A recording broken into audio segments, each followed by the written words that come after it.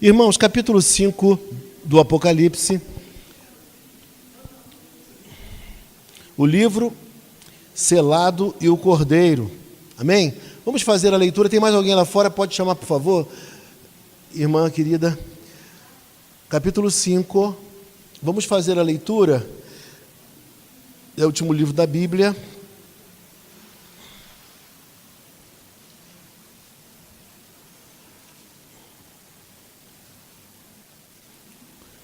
Amém? Eu vou fazer da seguinte maneira. Eu vou ler versículo a versículo. E aí, cada versículo nós iremos comentar.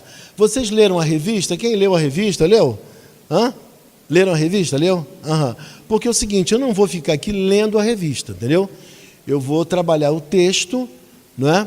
Obviamente, aquilo que eu vou falar tem uma influência da revista, tem influência dos livros que eu utilizo, que eu estudei também, né? Mas eu vou me basear no texto sagrado para que você possa olhar para o texto e identificar aquilo que Deus está comunicando a cada um de nós, tá bom? Então, é isso que é importante dizer neste momento.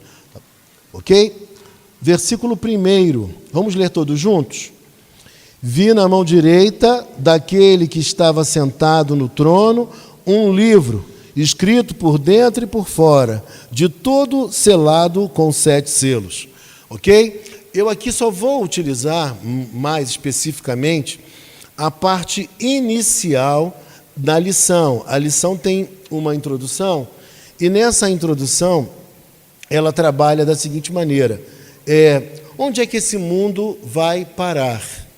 Você já teve essa sensação de que as coisas estão completamente desgovernadas, né? Que tudo está muito diferente, que parece que você não sabe o que vai acontecer, né? Uma insegurança total.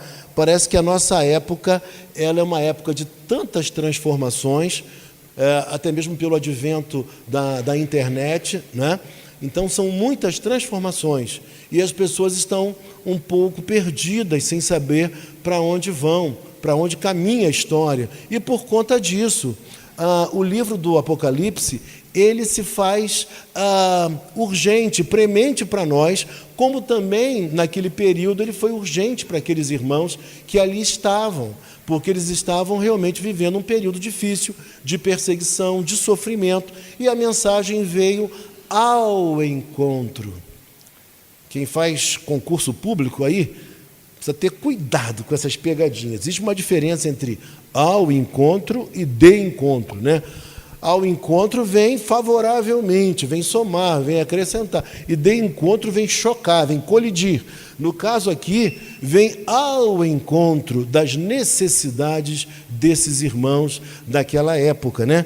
E aí, queridos, o versículo 1 diz, nessa visão que João teve, vi na mão direita daquele que estava sentado no trono. Primeira coisa que eu diria para você, é importante que você grave isso.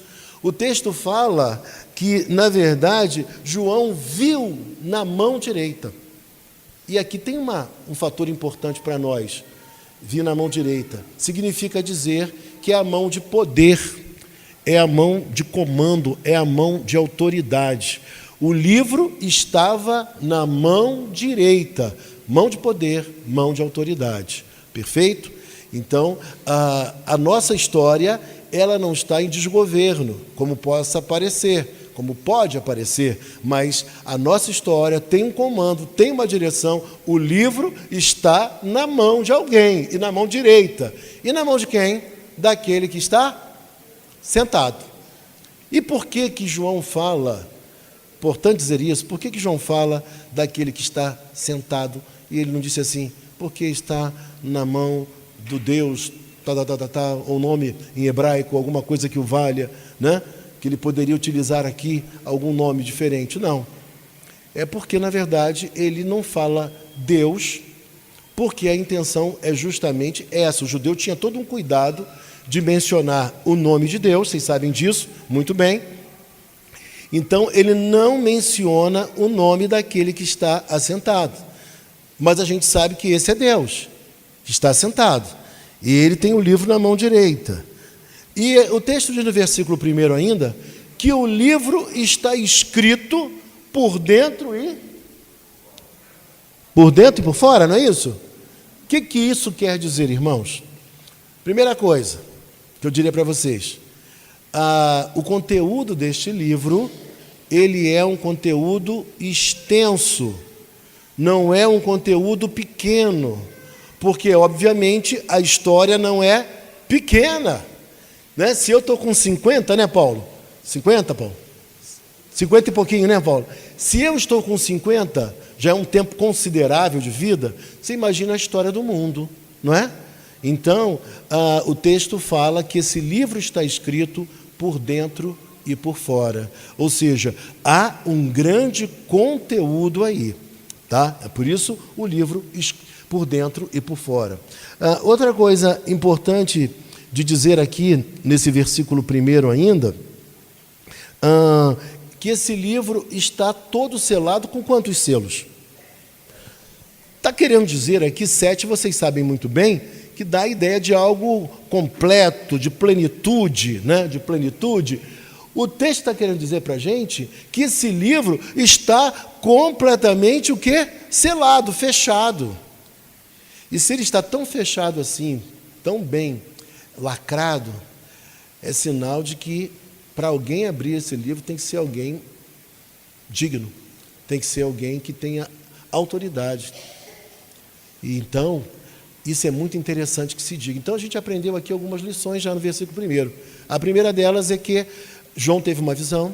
A segunda coisa é que esse livro, ele está na mão direita daquele que está sentado.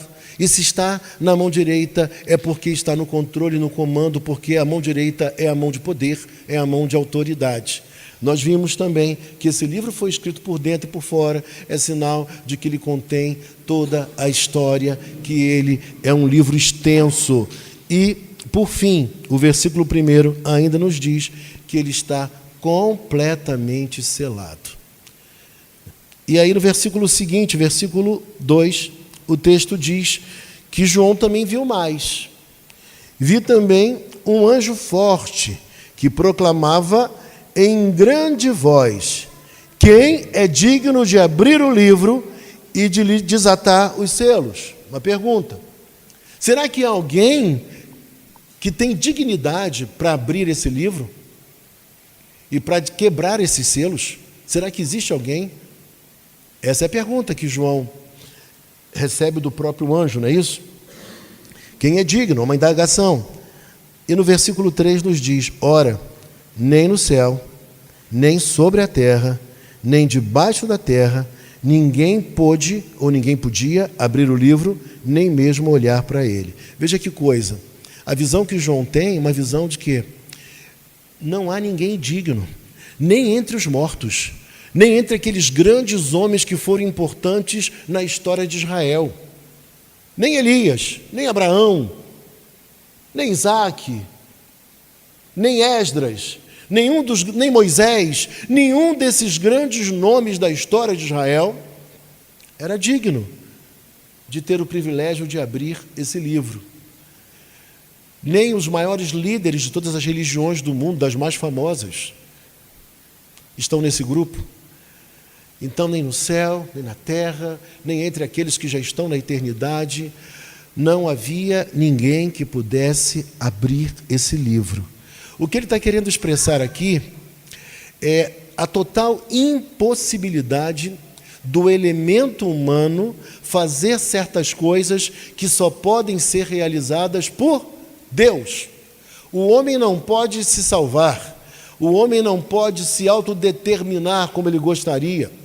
Tudo está dentro da vontade de Deus e da autoridade de Deus. Portanto, nem os homens mais importantes, os homens mais dignos, teriam a condição de abrir esse livro. Em nenhum lugar, nem os anjos, nem os arcanjos, nem os querubins, nem os serafins, ninguém tinha autoridade para abrir esse livro.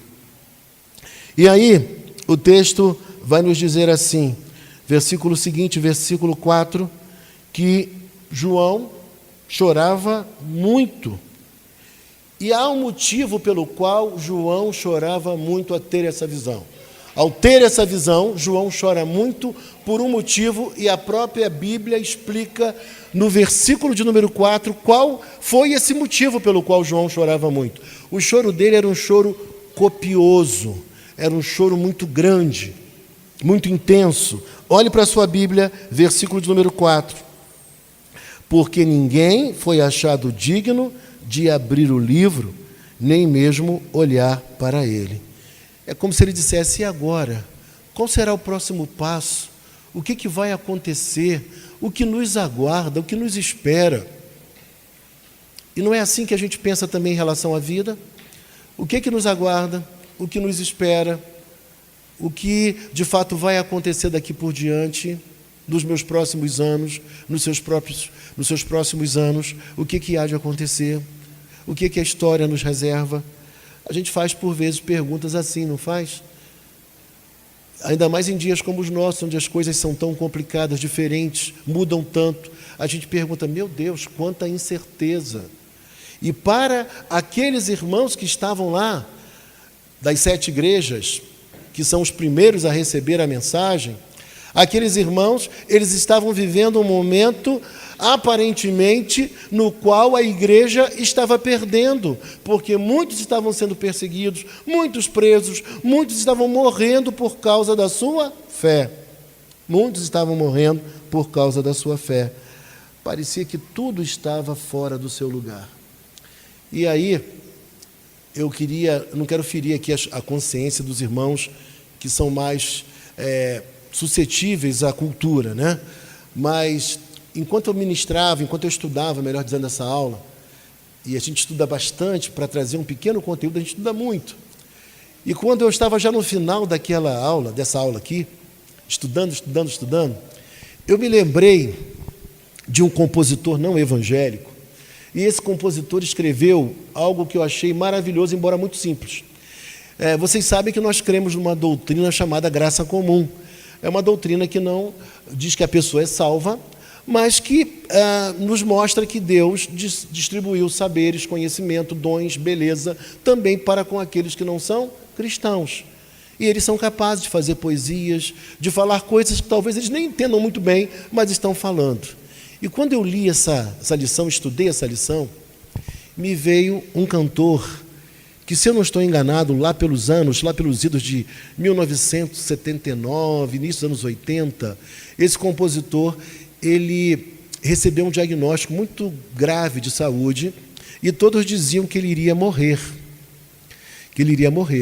Aí, se eu não me engano, ele foi morar em Friburgo, ou ele é de Friburgo, e lá o clima é melhor para ele foi lá para cima, para a serra, e ele escreveu uma música muito bonita que conta um pouquinho dessa história dele, né, da doença, da enfermidade. Paulo até lembra dessa música, né, Paulo? Mas ele escreveu uma outra música que parece que ele resume justamente o capítulo 5 de Apocalipse. Uma música antiga que ele diz assim: tudo está no seu lugar, graças a Deus. Tudo está no seu lugar, graças a Deus. Não podemos esquecer de dizer graças a Deus. Você lembra? Lembra também? E essa lição, ela mostra justamente... Agora, quem lembra quem é o cantor e compositor? Benito de Paulo. Né? Graças a Deus está vivo. E muita gente que disse que ele ia morrer, já se foi e ele está aí, está vivo. Né? É Deus quem tem a última palavra. Irmãos, quando eu lembrei dessa música, eu falei: gente, tem tudo a ver com isso aqui. A igreja precisa acordar que aparentemente as coisas estão fora do lugar na nossa vida, mas não estão. Deus está no controle de todas as coisas. Ele é soberano. Tudo está no seu lugar. Por mais que as coisas estejam difíceis, Ele está controlando, Ele está no comando. Eu diria para vocês: os sofrimentos que você já viveu, que eu já vivi, aqueles maiores da nossa vida, até algumas vergonhas que nós já passamos na vida, têm um papel importantíssimo na construção da nossa espiritualidade, da pessoa que nós somos hoje. Essas experiências, elas enriquecem a nossa vida, a nossa história. E essa semana eu coloquei uma frase no Facebook que dizia assim, né? Uma frase que dizia justamente isso. Ser uma pessoa é ter história para contar. É ter história para contar. Você é rico como você é rico, porque você tem muitas histórias para contar. Só você sabe o que você enfrentou e o que você passou. Só você sabe. Mas ninguém sabe. E um certo dia, eu já contei para os irmãos, eu estava em casa e eu reclamei um pouquinho, mas eu não era um tipo de reclamação, era uma constatação das dificuldades que nós vivemos. Eu mesmo vivo muitas dificuldades. Já foram maiores. E aí meu filho falou assim, e eu falei, filho, eu sou muito diferente do pastor fulano de tal. Pastor fulano de tal, ele não precisa pegar nenhum copo d'água para ele, nem fazer um café, nem atender o telefone. Se ele quer ligar para um irmão, não faz como eu, que eu pego o telefone e ligo para o irmão na hora. Irmão, quero falar contigo. Ele tem uma secretária que liga para ele. Só depois ele aparece, oi irmã, como vai? Eu não, eu já falo direto. E aí, o meu filho, que ainda não é crente, não é convertido ainda, estou orando por ele, meu filho virou-se para mim, era pequeno naquela época ainda, talvez tenha uns 4 anos, 5 anos, virou-se para mim e falou assim, pai, tudo bem que você não tem ninguém para fazer o café, para ir buscar água, não tem uma secretária para ligar, né? Não tem essas lutas todas, né, que você tem. Talvez você tenha lutas que o outro não tem, você tem essas lutas, mas existe uma diferença muito grande. Na linguagem dele, uma linguagem mais simples. Ele falou assim, mas tem uma diferença muito grande, pai. E aí ele falou justamente o que esse autor, que eu acabei de citar, falou, né? Ele disse assim, pai, a grande diferença é que você tem história para contar. Você tem história para contar. Eu tenho certeza que se eu sentasse com você agora, você ia falar da sua vida, das suas lutas, das suas vitórias, como você cresceu, como você saiu da sua cidade natal, veio para o Rio de Janeiro, como você passou num concurso público, como você fez a prova da ordem, como você pelejou para chegar onde você chegou. Você vai falar, olha, meu pai era muito pobre, minha mãe era muito pobre, mas e queridos e queridas, Deus tem um projeto e um plano na vida de cada criatura. Aquele hino, tem um plano, Deus tem um plano, ele é maravilhoso, né?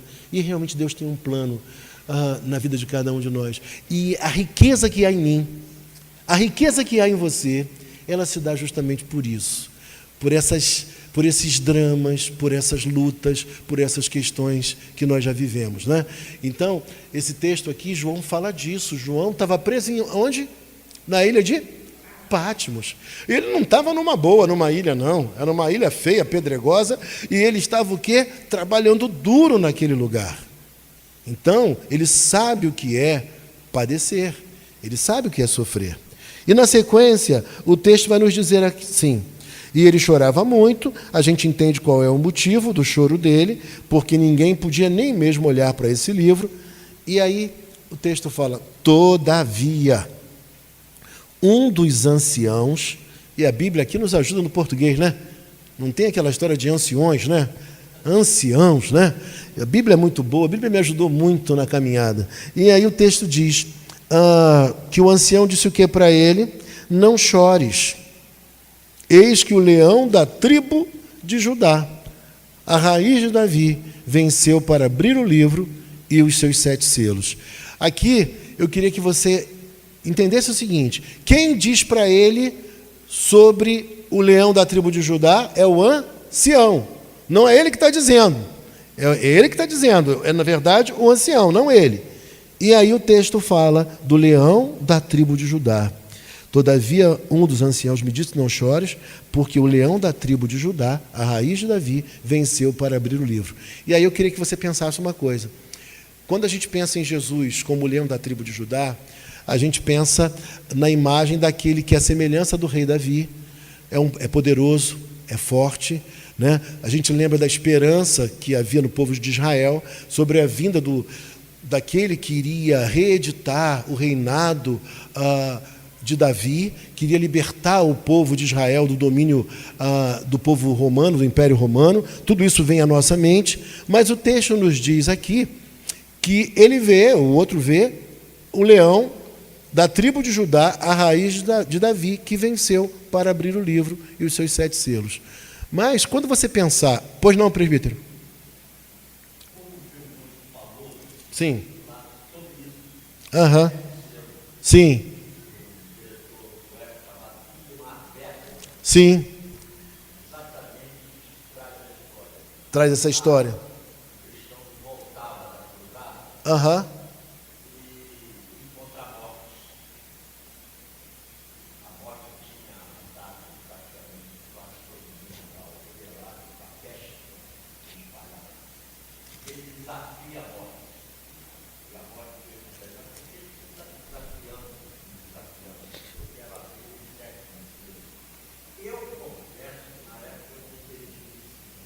O 7º selo vai ser o nosso assunto da próxima aula, ou o primeiro selo, pelo menos, vai ser o assunto da nossa próxima aula. Está no capítulo 6 em diante. Mas é importante dizer aqui o seguinte, mas é uma boa dica de filme para a gente, hein? Para a gente assistir. Um grande filme. Bom, e aí vem uma coisa importante da gente frisar, né? Jesus, ele teve a sua humilhação, mas ele teve também a sua glorificação ou exaltação. Humilhação e exaltação. Ele era o cordeiro, mas ele era também o leão, né? E a vitória que ele conquistou foi uma vitória não na força, mas sim na sua, o quê? Na sua humilhação, na sua fragilidade. Ele se deu por nós onde? Na cruz do Calvário, né? Ele se entregou por nós na cruz do Calvário. Então, é interessante que o ancião fala do leão da tribo de Judá. Mas quando é João falando, né, o ancião fala do leão da tribo de Judá. Mas olha agora, versículo 6. Então vi, no meio do trono e dos 4 seres viventes, e entre os anciãos, de pé. Olha que coisa interessante. Esse não está assentado, ele está de pé. Por quê? Jesus morreu, mas ressuscitou. Ele não está prostrado, ele não está caído, ele foi soerguido, ele ressuscitou, ele está de pé. Só que quando João vê, ele fala aqui, versículo 6, então vi de pé um cordeiro, como tendo sido morto. Então, ao mesmo tempo que Jesus Cristo, ele se deu por nós na cruz do Calvário, ele sofreu, ele morreu, mas ele também ressuscitou. Ele é leão, é uma imagem dele, mas ele também é cordeiro. João capítulo 1, versículo 29 nos diz: eis o Cordeiro de Deus que tira o pecado do mundo. Quando a gente lembra, por exemplo, de Isaías 53, né, a gente lembra que o castigo que nos traz a paz estava sobre ele, e pelas suas pisaduras. Que coisa maravilhosa, né? Então, é essa visão que João tem. João veio e fala assim, opa, eu estou ficando outra vez animado. Espera aí, há esperança para nós. Olha que coisa boa. Existe um que é digno de abrir o livro e desatar os selos também. E aí o texto diz, de pé um cordeiro como tendo sido morto. Ele esteve morto, mas não está mais. Ele desceu ao Hades, mas agora ele está redivivo. E o texto fala que ele está em pé. É vitorioso. E aí a sequência diz, ele tinha 7 chifres. Irmãos, que imagem é essa? Será que é assim mesmo que Jesus é? Cordeiro, leão, 7 chifres? Obviamente isso aqui é uma linguagem simbólica. Nós precisamos entender isso. E o 7 é plenitude, perfeito? Plenitude. Quando a gente pensa em 7 chifres, chifres é símbolo de poder, de força. Então ele tem todo o poder. Está correto? 7 chifres, todo poder. E quando eu penso em todo poder, me vem uma palavra teológica aqui que a gente costuma falar. Ele é o... Alguém falou por aí. Eu ouvi lá atrás. Alguém falou aqui também. Ele é onipotente. Ele tem todo o poder. Então, uma nova esperança ressurge. Né? Ou seja, há esperança para nós, há esperança para a humanidade. Ele está vivo e ele não tem um poder parcial. Algum poder, ele tem todo o poder. Isso é maravilhoso de se dizer. Né? E aí, na sequência, você olha e o texto fala assim: ele tinha 7 chifres, bem como 7 olhos. Visão plena, toda visão. O que lhe vem à cabeça? Alguém falou aí, não é verdade? Onipresente. Ele vê tudo, ele está em todos os lugares ao mesmo tempo. Então ele vê todas as coisas, ele sabe de tudo, nada escapa a ele. O nosso Deus não dormita nem dorme. O nosso Deus cuida de nós. Então nós temos certezas bíblicas, o embasamento bíblico, que esse texto ele foi escrito para trazer esperança. E aí o irmão Carlos Alberto falou assim: pastor, é essa esperança, pastor, é a esperança de esperançar. Eu falei: é isso mesmo, Carlos Alberto. Não é uma esperança passiva, mas é uma esperança de alguém que aguarda uma viva promessa, algo que vai acontecer. Não é isso? E aí o texto fala para nós assim, olha, veja comigo. Então você está identificando bem que são os 7 Espíritos de Deus. Os 7 Espíritos de Deus enviados por toda a terra. Ou seja, Deus está presente também através do Espírito Santo em todas as partes. O Espírito Santo também é Deus. Perfeito? O Espírito Santo também é Deus. E aí o versículo 7. Veio, pois, e tomou um livro da mão direita, mão de poder, mão de autoridade, daquele que estava sentado no trono. Ou seja, Deus Pai, com o livro na mão. E agora quem estaria com o livro na mão? Quem? Jesus. Não é isso? Ele com o livro na mão. Você está vendo como é que, se nós trabalharmos o texto com muito vagar, a gente vai ver que o texto ele é perfeitamente inteligível. Por mais que hajam símbolos, a gente vai perceber que a mensagem é uma mensagem importante para os nossos dias, é atual, ela é pertinente para a sua vida e para a minha vida. Não é uma história para trazer pavor a ninguém, para trazer medo a ninguém, mas a certeza de que você serve a um Deus, que Ele é poderoso, que Ele te guarda, que Ele te protege e que Ele tem o senhorio da história, da minha história, da sua história também. Bom, e aí olhe para o texto que diz assim, versículo 8: E quando tomou o livro, os 4 seres viventes e os 4 anciãos prostraram-se diante do Cordeiro, tendo cada um deles uma harpa e taça de ouros cheia de incenso, que são as orações dos santos. Bom, aqui algumas coisas importantes a gente dizer o seguinte, que toda a criação, representada aqui pelos 4 seres viventes, e também os eleitos de Deus, a igreja do Antigo Testamento e do Novo Testamento, representado aqui pelos anciãos, ela glorifica a Deus, ela adora a Deus. Os 24 anciãos também adoram a Deus na pessoa do Cordeiro. Ele é digno de adoração, ele é digno de louvor por tudo aquilo que ele realizou, tendo cada um deles uma harpa e taças de ouro cheias de incenso, que são as orações dos santos. Olha que coisa boa aqui, é a gente saber que orar é algo de muito significado para Deus, né? As orações, elas não são perdidas, não são desconsideradas. O que Deus faz é arrumar a nossa oração para que Deus possa receber, né? O Espírito Santo faz isso, diz lá Romanos capítulo 8, né? Quando diz que não sabemos orar como convém, mas o Espírito Santo intercede por nós com gemidos inexprimíveis, que não dá para o quê? Para a gente exprimir, né? É isso que a gente tem que entender.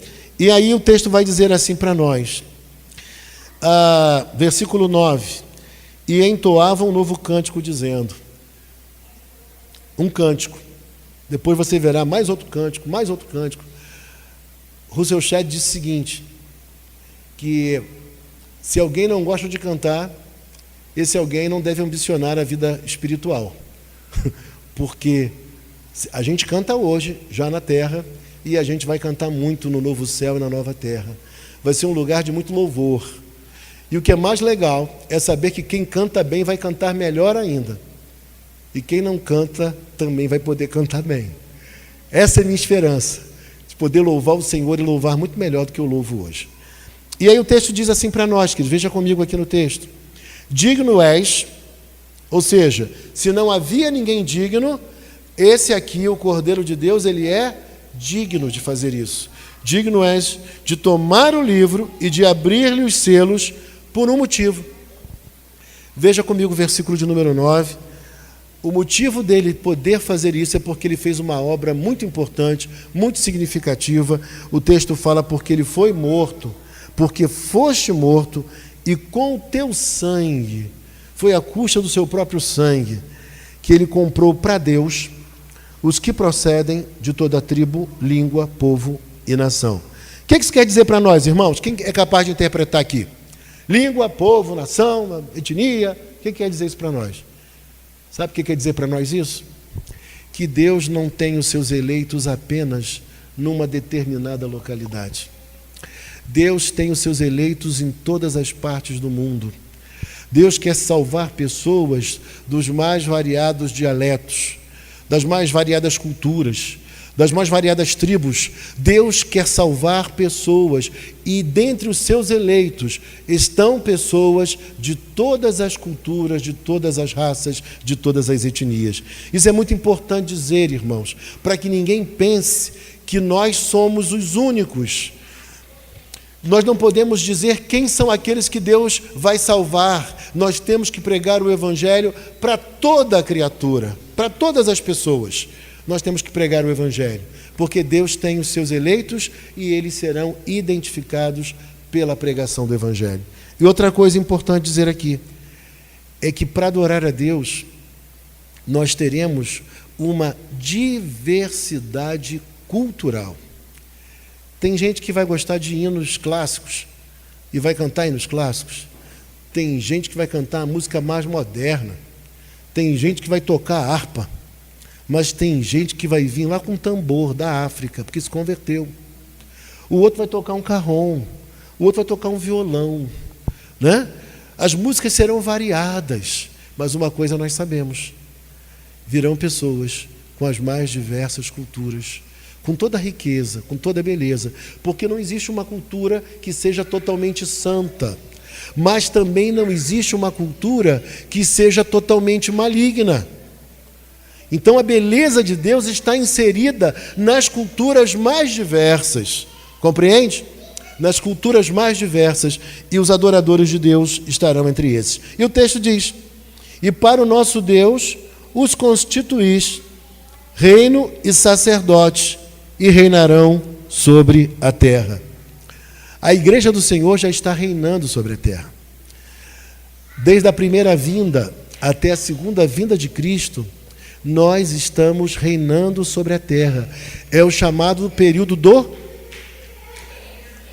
milênio. Nós estamos vivendo o milênio.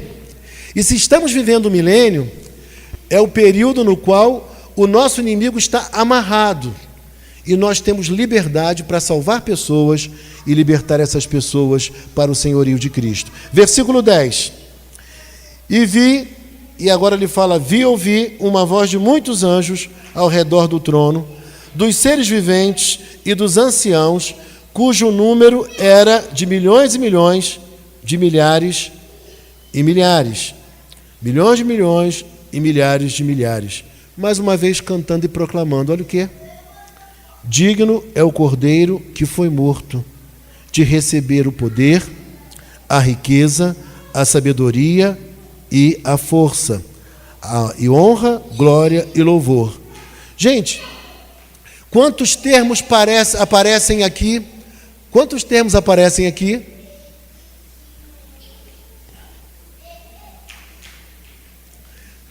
7. 7 é o quê? Plenitude. Perfeito?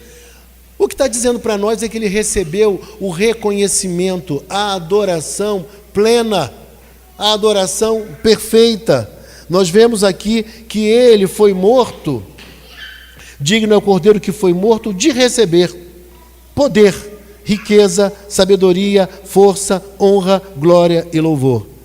Então, ouvi que toda criatura que há no céu e sobre a terra, debaixo da terra e sobre o mar, e tudo o que neles há, está dizendo. Aí eu quero perguntar a você aqui, isso é importante. Quando o versículo 3 diz: então ouvi que toda criatura que há no céu e sobre a terra, e debaixo da terra, e sobre o mar, e tudo o que neles há, estava dizendo. O que a gente entende aqui? Que toda a criação de Deus tributa louvor, honra, glória, reconhecimento a Ele.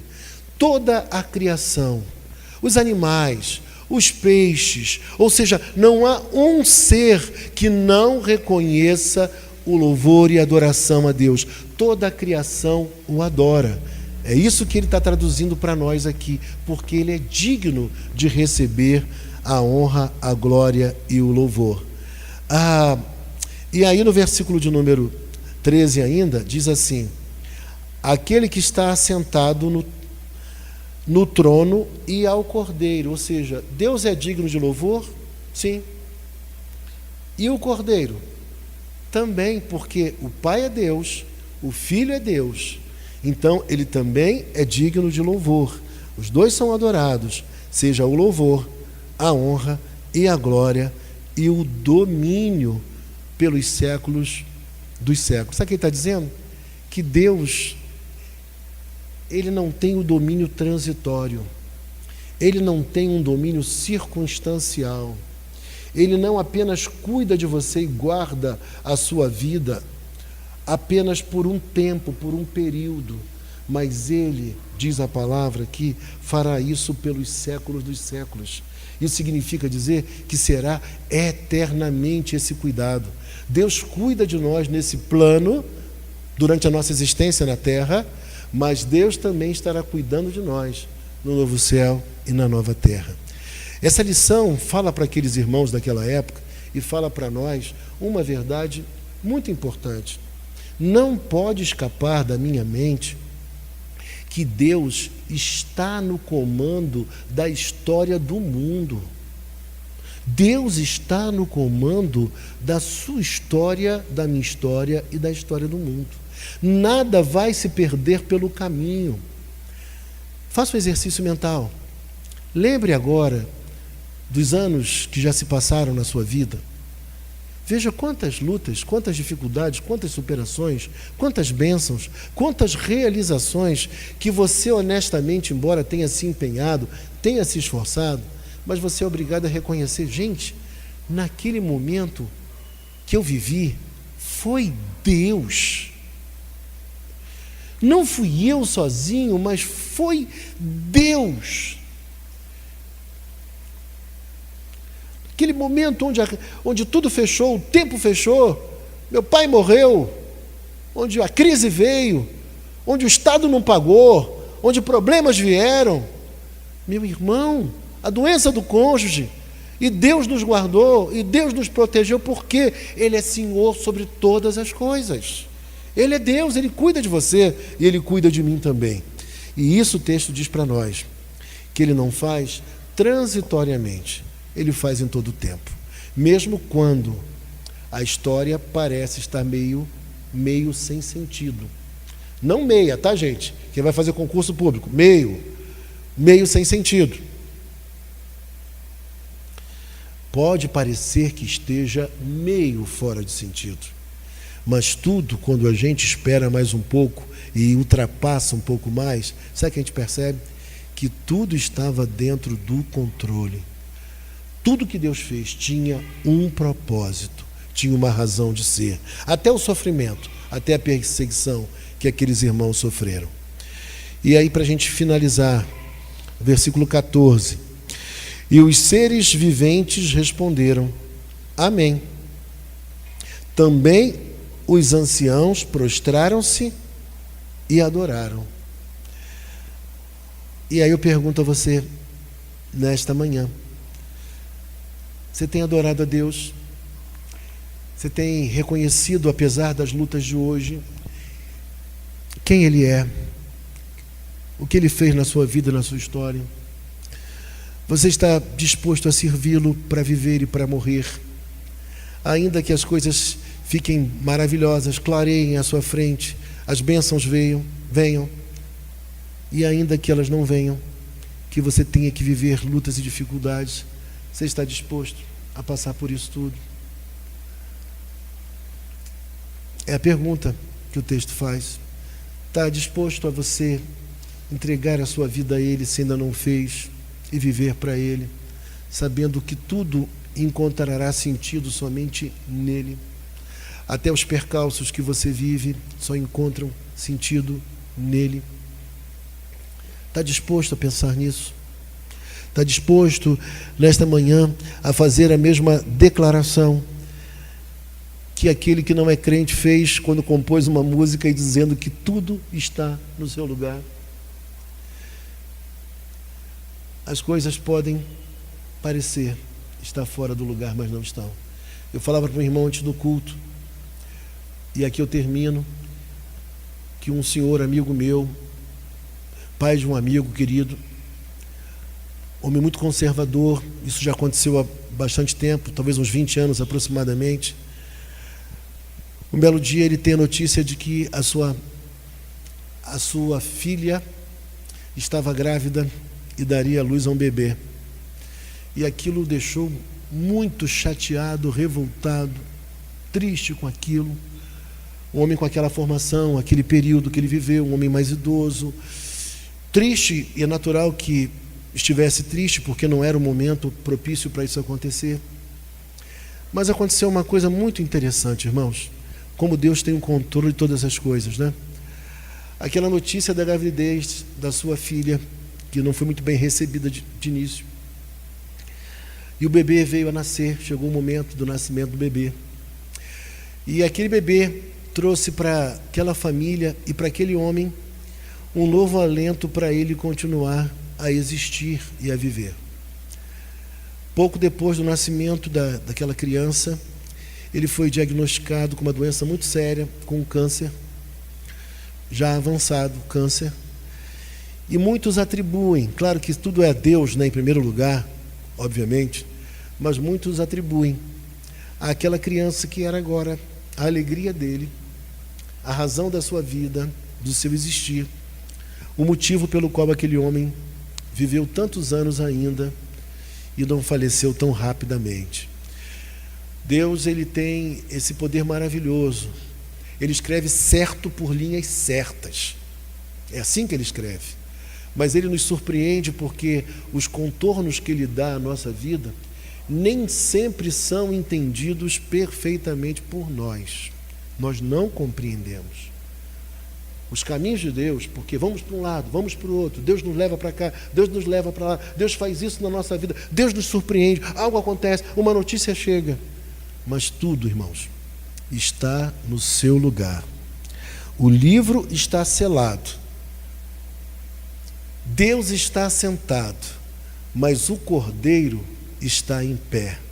E ele é digno para abrir o livro, para desatar-lhe os selos e para nos contar toda a história da humanidade. Mas não apenas nos contar, mas para reger essa história, para governar essa história, para conduzir essa história, porque ele é o alfa e ele é o ômega, ele é o princípio e ele é o fim. Ele tem todo o direito de executar os seus planos eternos na nossa história. Por isso, meus irmãos, a mensagem de hoje é uma mensagem que aparentemente as coisas estão fora do seu lugar, mas Deus é aquele que mantém todas as coisas no seu devido lugar. Tudo está no seu lugar e é Ele quem governa a nossa vida e a nossa história. Vamos sair daqui nesta manhã com muita esperança, sem medo algum, porque o Senhor é o Senhor da minha vida e da sua vida. Amém?